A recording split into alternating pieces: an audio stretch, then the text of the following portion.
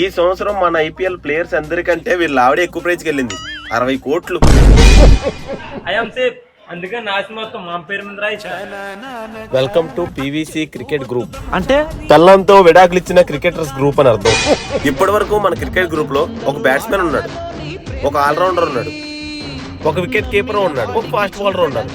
మనలో లేనిది ఎవరు? స్పిన్నర్. నీ రాకతో ఆ పోస్ట్ కూడా భర్తీ. ఇదే ప్లేయర్స్ తో ఐపీఎల్ లో కొత్త టీం పెడదాం. అదండి, అయితే పెడదాం కొత్త టీము. మన క్రికెట్ గ్రూప్ లో కొత్తగా ఎవరు వస్తున్నారు?